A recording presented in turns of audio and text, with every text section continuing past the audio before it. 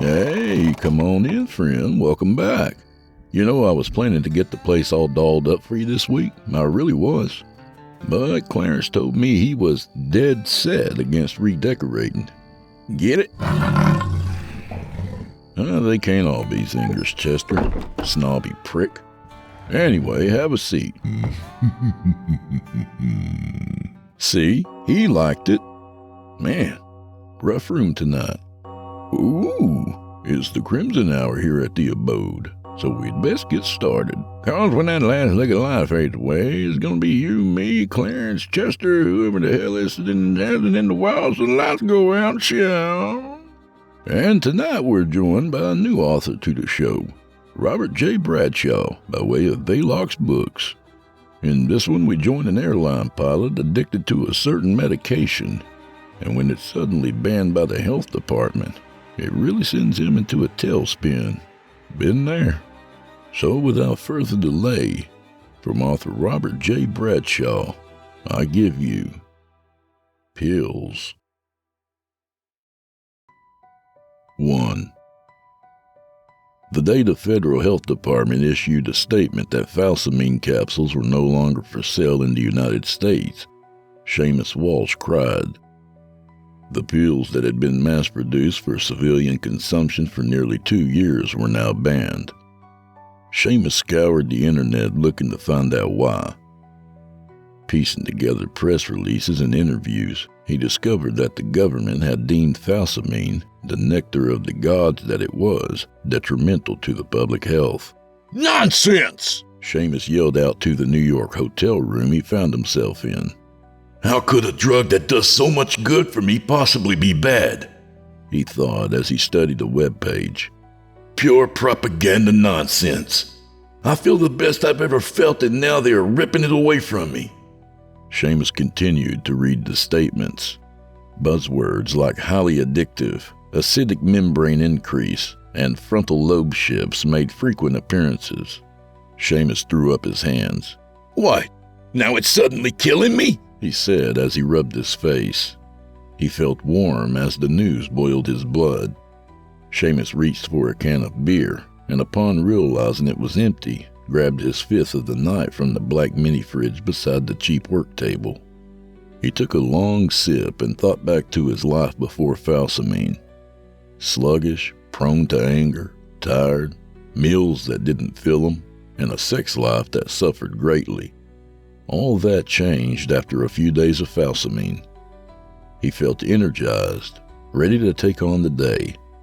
He woke up feeling refreshed, and his stress was easier to manage. Not only did he notice better sexual stamina, but he felt younger too. Those pills had brought him back 20 years, easy. He was able to satisfy both Patricia in Chicago and his ex-wife Jamie in Boston, who still insisted on seeing him for quickies on occasion. Hell, he was even able to please Stacy in Dallas, who was extremely difficult. Now all that was vanishing before his eyes, all because the government had arbitrarily decided to remove the wonder drug from the shelves, spreading lies, reporting ill effects when just last week he had seen an advertisement talking about its positives. Sheamus stood and took a sip from the chilled beer. He sighed and felt heat run through him, stress and anxiety rushing in his mind. He ran over to his black pilot's flight bag and fished out the Falsamine box with its white and olive coloring. He gingerly pulled out the sleeve. 6 tablets smiled up at him from their plastic coating.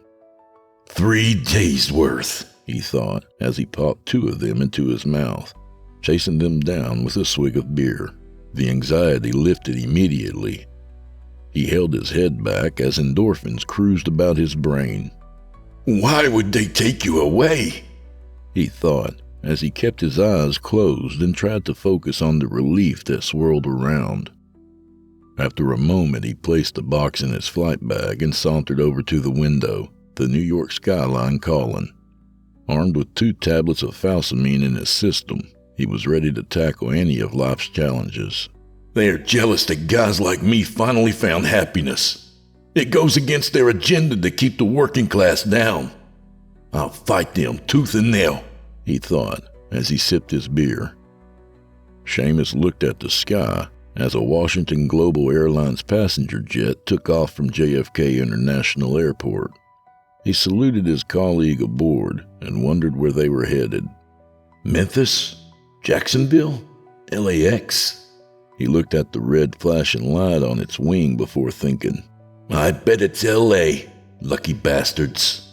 With that thought, his mind filled with Marissa, the brunette personal trainer he had had several flings with when he had been making frequent trips to Southern California. Sheamus licked his lips. What if I order it? He moved over to his computer in a daze. The FDA said it was not for sale, but it's not illegal to own or import. Nothing mentioned about that anywhere. Sheamus smiled at the prospects of his newfound loophole. He sat down and began scrolling through several medical suppliers in Canada, Mexico, and the European Union. Canada wanted an arm and a leg for a 3-month supply, but Mexico? Pennies on the dollar. Sheamus completed a few checks of the company to ensure it was legitimate. After reading a plethora of 5-star reviews, he re-entered the site and bought a 90-day supply. He had attempted to buy more, but 3 months was the maximum the website would allow to ship internationally. I bet everyone's doing the same thing, he thought. Not wanting to go back to the weak, dreary memory shop full of holes fools we used to be. Sheamus quickly inputted the shipping details for his Boston residence and clicked the shipping options. It would cost him more for delivery than the entire order of pills, but he didn't care. Sheamus needed his Falsamine, his lifesaver, his fountain of youth. He clicked the button to accept his order and thought back to 3 years ago when he had first heard on the news that NATO countries were experimenting with a drug to give to their militaries. At the time, they called it a wonder drug. The term super soldier had even been thrown around by some third-party hacks on the media outlets. Sheamus remembered reading about what the drug did and thinking, that sounds pretty good. It listed all the things that he would end up feeling. After a year of the armed forces having exclusive access, Falsamine was authorized for sale to law enforcement, first responders, and medical staff at hospitals. 6 months later, and it was available at every pharmacy in America. The demand was so high that pharmacies had a hard time keeping it in stock. A 2-box limit per customer was eventually implemented until the demand was able to be met.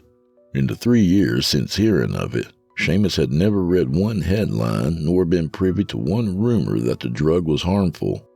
And now all of a sudden it's bad for you. Bullshit. He finished the beer and received the email that his order would be shipped in the next 5 to 7 business days. He looked over at his flight bag.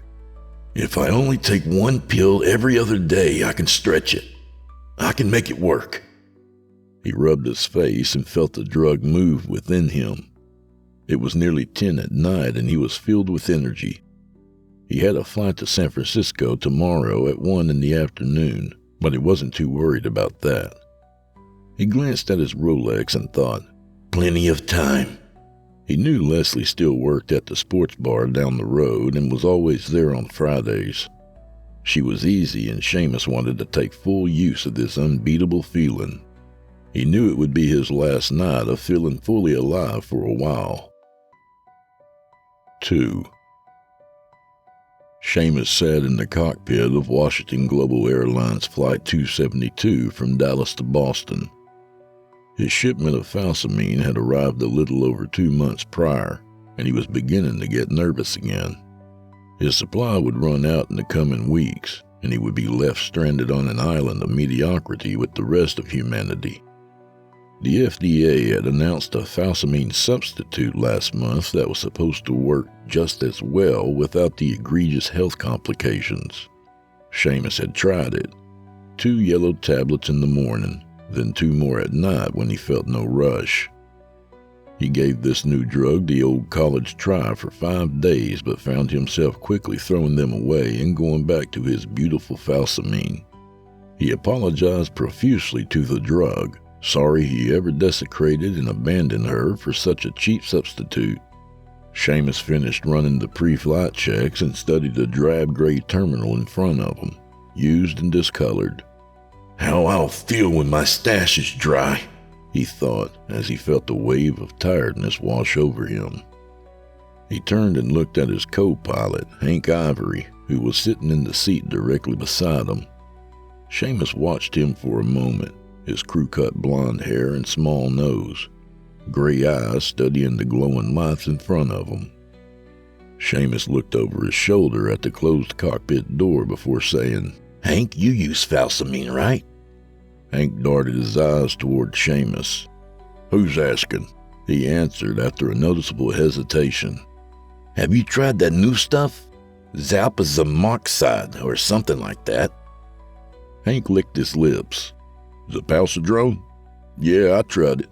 Why? His beady eyes locked upon Sheamus's clean-shaven face. Does that shit work for you? Sheamus had never sounded so serious in his life. No, it did nothing for me. Nothing can replace Falsamine. The kick it gives my mental health, like nothing else. Tell me about it, Sheamus said as he fiddled with the headset, placing it over his ear. Hank looked out the cockpit window for a moment, then said, I know a guy, Douglas Smith, newer captain. You know him? Sheamus shook his head no, so Hank continued. Well, he swears this new stuff works just as good, if not better. He won't shut up about it. Sheamus snorted and said, Oh yeah? How much are they paying him to say that? Hank laughed. I said the same thing. He paused and ran a finger across his eyebrow. Say, you still got any Falsamine left? Sheamus bit his lip. If you're trying to bum one off me, I've got to say. No, not at all. I would never do that. I know that shit's worth more than gold. He stopped talking and looked at the cockpit door once more. He turned back after a moment and looked at Sheamus. Where'd you get your last shipment? The Canadians I ordered it from in British Columbia got shut down, and it's been illegal to import or possess as of last month. I had to resort to other methods. Sheamus's eyes were locked on Hank. My Mexican pharmaceuticals company no longer ships internationally either, and their website removed all links to Falsamine. He nibbled on his tongue, realizing what Hank had just said. What sort of methods? Hank leaned in closer, a little too close for comfort. I've got it shipping from Pakistan as we speak. It's labeled as muscle relaxers. No ingredients that are watched or overly controlled. Should slip by those rent-a-cops at border control. I'm talking about a year's supply. I should get it in the next few days. I'm just saying, if you want to buy some, let me know. Sheamus widened his eyes. Of course, Pakistan. Why didn't I think of that? Write down the website for me, he replied. Are they affordable? Hank pulled out a piece of gum from his pocket and wrote the address on the inside of the wrapper. Nope, he chuckled. Not at all. But who cares? It's worth it. Sheamus pocketed the wrapper and decided he would buy a bulk order of muscle relaxants after he returned from his Dallas-Fort Worth turnaround tomorrow. 3. Good afternoon, Sheamus said to the flight attendant as he entered the aircraft. She smiled and adjusted her deep blue uniform. Sheamus took a quick left and passed through first class on his way to the cockpit. He was still mulling over the conversation he had with Hank the day prior. In fact, he hadn't stopped thinking about it. Pakistan as the source country and the trickery of the shipping. He's a genius. He waved at another flight attendant who was storing something in one of the overhead compartments. A quick turnaround to Dallas-Fort Worth and then back to Boston tonight. Then I'll order myself a year's supply. Hell, make it a 2-year supply. He reached the cockpit door and entered. Don't get greedy now. Those bastards at the postal screening will surely open it if I ship too many and then. His eyes narrowed as he looked around the cockpit. Who the hell is that? His gaze was locked on the man sitting in the co-pilot's chair. He was in his early 30s and had shaggy black hair sticking out from under his uniform flight hat. The man turned. "Good afternoon, Captain. Weather is supposed to be good today." "Where's the other guy? Where's Hank?" Sheamus said as he shook his head, trying to make sense of the situation. Hank was scheduled to fly with him the entire week. "He couldn't have called in sick. He looked fine yesterday." The co-pilot stared at Sheamus for a moment, before gesturing for him to step out of the doorway and come closer. Sheamus closed the door behind him and approached the faded blue captain's chair. The co-pilot took a moment to collect his thoughts before whispering, "I've only heard rumors, but—" He looked over Sheamus's shoulder to ensure the door had been fully closed. The co-pilot swallowed before continuing. "A friend of his wife said he'd been arrested. Something about importing drugs. Falsamine or something like that." The co-pilot shrugged and made an expression of indifference. "Some people, huh? Just can't listen when the health department outlaws something. They think they're indestructible." He sucked his teeth with disgust. "Yeah, some people," Sheamus retorted as he rolled his eyes, a thin layer of sweat forming under his flight cap. He cleared his throat and sat down, extending his hand as he did so. "Sheamus." The co-pilot returned the shake and replied, "Terrence, but Terry is fine too." "Arrested? That means they searched his shipment because they knew. Muscle relaxers, Pakistan, of course. Of course they knew something was up. How am I going to get my year's supply? Think, Sheamus, think.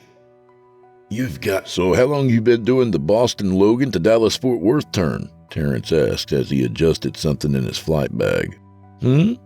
What's that? Oh, just started, really. I used to do the New York turn a bit, and before that was a lot of LAX. I wanted something new." "I hear you. I did the Chicago turn for a 6-month stint there. I liked it, but I got family in Texas, so—" He trailed off as he looked out the cockpit window. "Oh, yeah? I got a girl in Chicago." "Most guys do," Terrence retorted with a sly smile. "If I can't buy it here and can't ship it, then how the hell am I going to get it?" Sheamus thought as Terrence continued his pre-flight check. Sheamus opened his phone and pretended to look at an article. "I have to go to the source. I'll jump on the international roster. The bid is coming up soon, and with my seniority, I should get a regular Pakistan rotation with no trouble." A smile spread across his face as he scrolled listlessly through his phone. "Yes, Sheamus, you have a plan. A good plan." He inhaled a calm breath. Now he just had to pray his dwindling pill count would last until he could get to Pakistan and buy the drug where it hadn't been outlawed yet. 4. Sheamus's first flight to Pakistan was nearly 2 months later aboard Washington Global Airlines Flight 1302. His sacred drug supply had been completely exhausted for over a week, and he felt absolutely dreadful. Even after heavy rationing, sometimes only half a pill every other day, he had still run out. Sheamus had thought of speeding up the process and flying to Pakistan as a tourist, but quickly dismissed the idea once the paranoia set in. He was convinced that a quick trip there would be flagged by Homeland Security, as he had no ties to the country and the tickets would have been purchased very last minute. He would have to explain himself upon inspection. The contraband would be revealed. Sheamus landed the aircraft at 14:52 local time, and was out of the airport and in his hotel room by 1801. In the months he had spent waiting to bid on the international destinations, he was able to piece together a network of pharmacies and other small businesses that had dispensed Falsamine. Sheamus was delighted to discover that the hotel was not only close to the airport, but located near a store that was on the receiving list. Everything was coming up roses. Despite his meticulous planning, Sheamus was still nervous. "Why haven't the police or FBI or whoever come knocking since I ordered that shipment from Mexico? Sure, it was legal to import then, but you would think that they would have kept a record and paid me a visit to see if I was hoarding the pills." He paused as he looked to the hotel room door. The voices of a group walking down the hallway carried in a strange way. Sheamus waited until they were gone before he continued his train of thought. "Unless they are so busy cracking down on the actual black market sellers and people like Hank who bought it after the cutoff date. Yeah, that's it. I'm small potatoes, low-hanging fruit. They want the big fish." Sheamus ground his teeth, wishing he could pop a falsamine tablet to get an edge and lift his spirits. He wanted to pay a visit to the flight attendant who had taken to making subtle advances at him in the baggage hall. He knew she was staying on the floor below him, but he was worried his performance would be lackluster. "I'll give her a good time after I get the pills," he thought, as he sat on the side of the bed, slowly building up the courage to go to the pharmacy down the block. "A lot. I have a lot of American dollars in my wallet." He visualized paying the person behind the counter and adding in a tip to sell him more than they would usually allow. He stared at the brown leather wallet sitting peacefully on the dresser, the money bulging out of it waiting to be spent. "Why are you so worried? It's legal here." "What if they're watching?" A voice of paranoia spoke from deep inside him. "Who? Who's watching? Pakistani intelligence? Why would they care about—" "No. The FBI or Homeland Security. U.S. Customs Border Protection and their watchful eyes." "Those customs guys? Shit." Sheamus had completely forgotten about running into U.S. CBP officers when he returned to Boston tomorrow. "I'm so used to flying domestic. How could I have forgotten?" "I know. But what if they are watching?" "I can't turn back now. I need it. Besides, they never check pilots. Never, never, never." Sheamus licked his lips and reassured himself. "They never check pilots," he thought again, this time with more confidence. Sheamus picked at the skin of his palm, thinking of all the falsamine that waited just down the road. "I've come this far," he said aloud, his voice moving around the calm room. "I need it, and those rent-a-cop stamp jockeys aren't going to scare me." 5. The pills came in a bottle, not the aluminum foil in the cardboard box Sheamus was used to, but he had shrugged and chalked that up to a regional difference. The label was clear, falsamine. The rest of the writing was in Urdu, but Sheamus paid little mind. He had bought 7 bottles, 60 pills a bottle per month. Cost him nearly every dollar he had brought, but it was worth it. He had hidden the plastic bottles in socks and shoes in his checked bag before the flight. "Nothing suspicious about pills and checked baggage from Pakistan," he thought as he zipped up his suitcase. "Every passenger had bags full of medication." After landing at Boston Logan, he headed to the customs hall and stood in line behind several other crew members from various flights who waited to make their declaration. Upon reaching the front of the line, Sheamus nodded at the burly officer who scanned his passport. The battered officer only asked one question. "Food?" His voice sounded like his soul had left his body years ago. Sheamus shook his head no, but thought, "Nothing like that, officer. Just 420 pills of pure bliss. You know, nothing too serious." The officer handed him back his documents and shouted, "Next!" "Nothing to be worried about," Sheamus thought as he picked up his checked bag from the belt. He smiled at Francesca, the flight attendant who fancied him. She was 35, unmarried, and they had arranged to meet at his house at 9 p.m. that very evening. The digital display on top of the baggage belt stated it was 5:44 p.m. Enough time to eat, freshen up, and get energized to give this blonde a good time, he thought as he stared at her short blue uniform skirt. Sheamus left the baggage carousel and imagined getting into his car. Windows rolled down, spring air racing past. Finally some freedom, he thought as a subtle smile moved across his face. But as he approached the exit of the baggage hall, his smile vanished. Sheamus watched as crew members in Washington Global uniforms entered Customs Secondary for baggage inspection. It would appear the officers were completing a referral of the entire flight. Shit!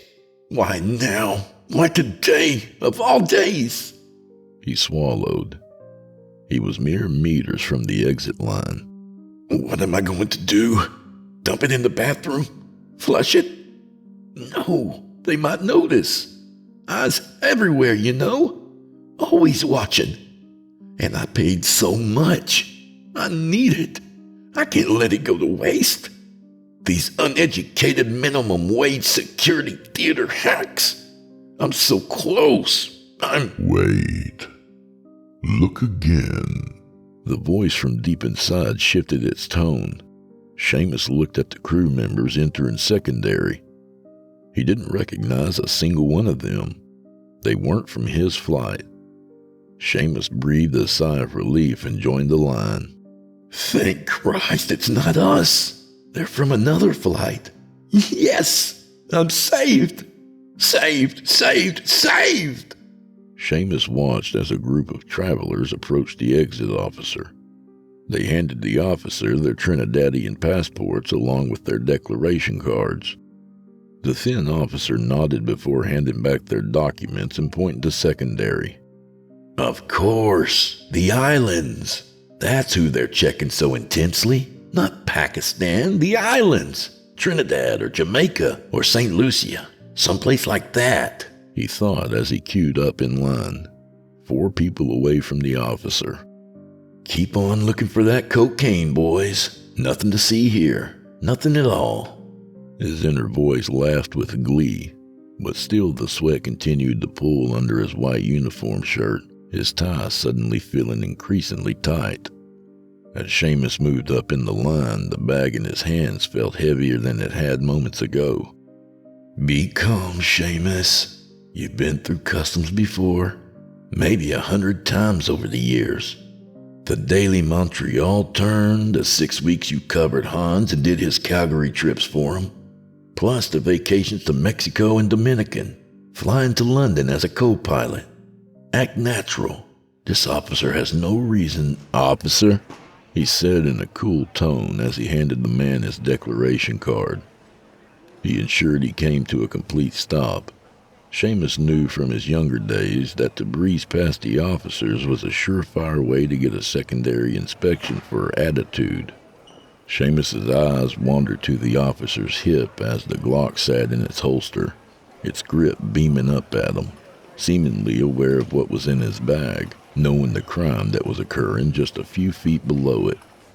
Time stood still as the officer looked at the declaration card, and Sheamus felt like his heart was going to beat right out of his chest. I should just turn myself in. Save myself the torment of waiting in secondary and the officers swarming me when they find the 7 bottles. Laughing, handcuffs, jail. Maybe I can... Thanks, the officer said. He took the card, waving forward the next person in line. Sheamus nodded politely, but inside his head he screamed with joy. He was free. Why did he ever doubt his plan? His perfect plan. Why had his confidence ever been shaken?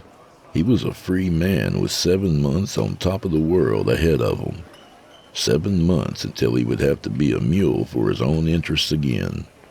Sheamus stepped through the sliding glass doors and out into the international arrivals waiting area. A coffee shop lay ahead, and he decided he would get one. He had earned it. 6. Sheamus looked to the glass table where 2 wide, unassuming pills sat patiently.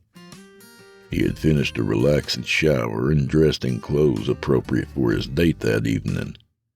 He wanted to feel his absolute best before taking the tablets. Wanted to feel perfect. He grabbed them from the table and could feel himself shaking with excitement. He popped the duo into his mouth and chased them down with a splash of whiskey. A moment passed before he exhaled.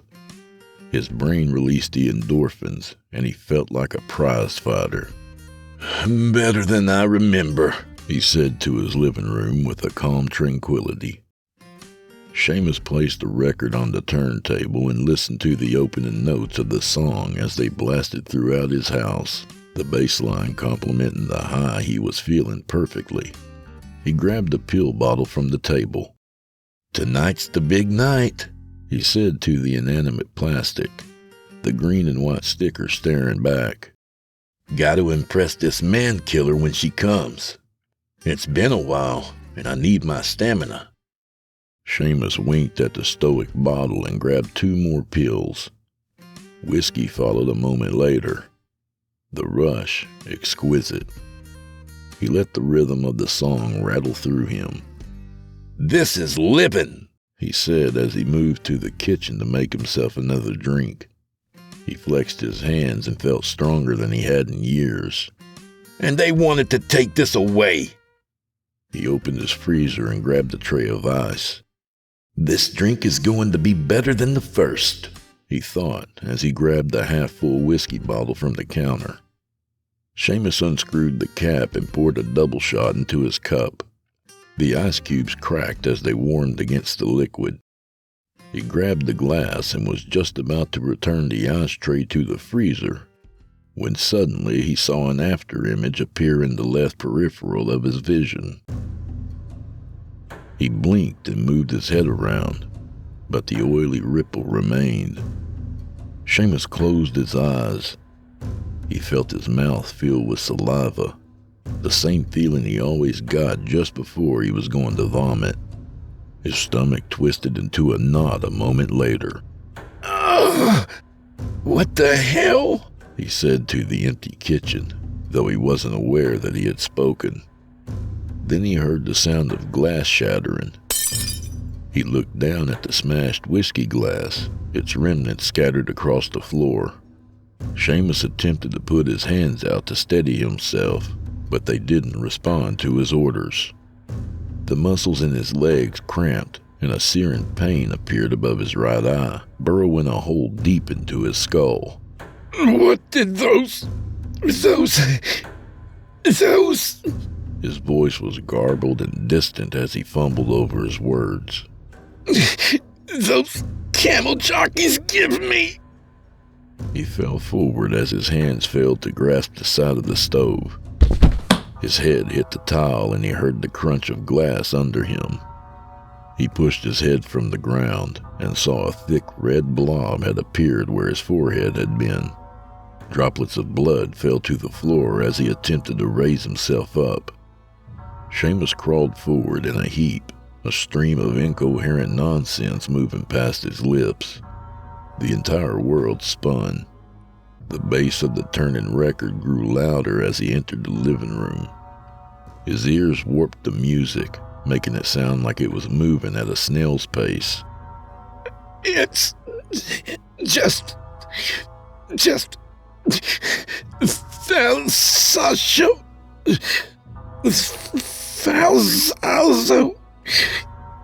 Falsamine," he called to the bottle as it looked down on him from its perch. Sheamus grabbed the coffee table and pulled himself up. He focused his twisted vision and seized the bottle. He closed his left eye in an attempt to steady himself and read the label. It was no use. The center of his view was still clouded by afterimage.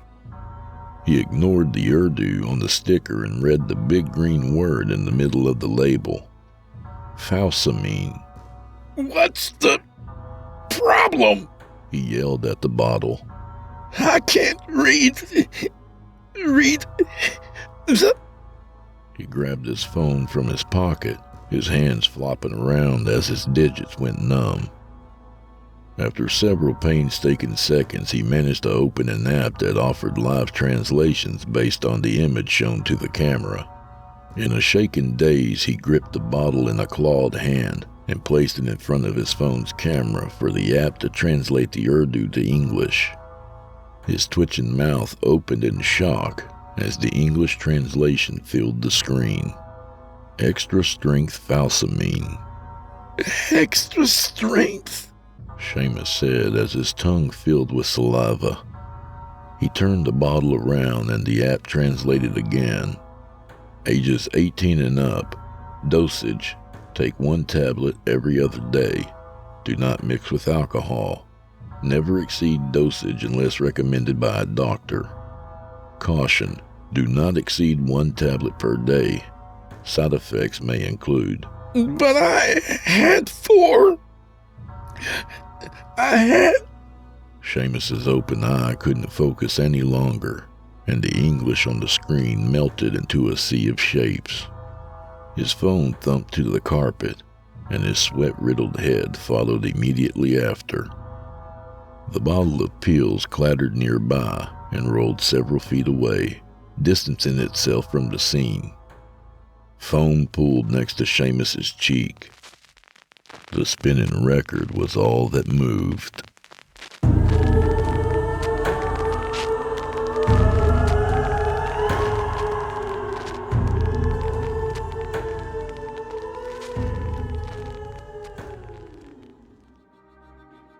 And that was Pills by Robert J. Bradshaw. A good story to keep in mind before you buy those weird boner pills from the gas station. Even the Pakistanis don't take those things. A little about the author. Robert J. Bradshaw was born and raised in St. Catharines, Ontario, Canada. He relocated to British Columbia seeking adventure. He currently lives in the Fraser Valley region. Hey, that's 2 Canadian authors in 1 week. T.W. Grimm is from southwestern Ontario, and now we got Bradshaw from Ontario as well. Anyway, Nebulous Seas is Bradshaw's 5th release to date.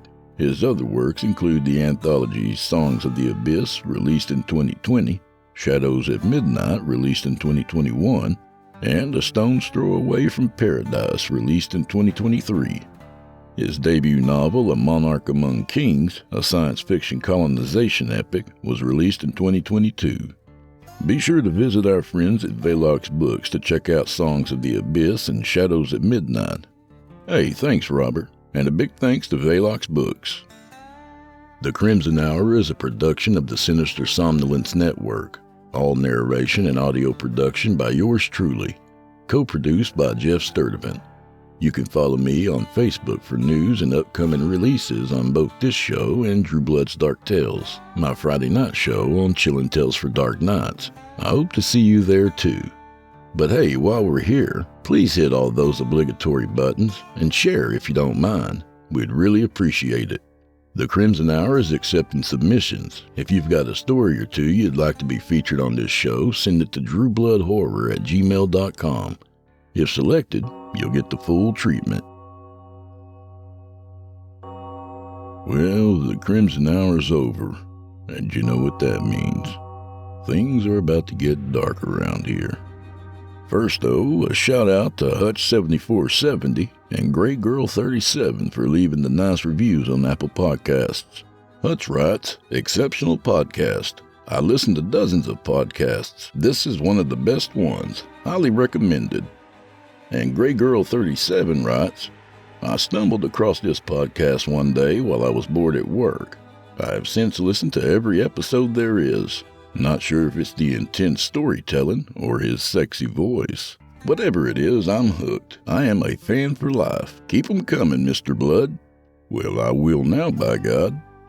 A big thanks to Hutch and Grey Girl. Thank you for the kind words. And to anyone else who's kind enough to add a review on Apple Podcasts, I'll be sure to shout you out next time. Well, that about does it for this week. Thanks for joining me tonight, y'all. And just hit that subscribe button on the way out, would you? It's right there, just by the like button. Thank you. And with that, I'll see you all next week at the same time, at the Crimson Hour.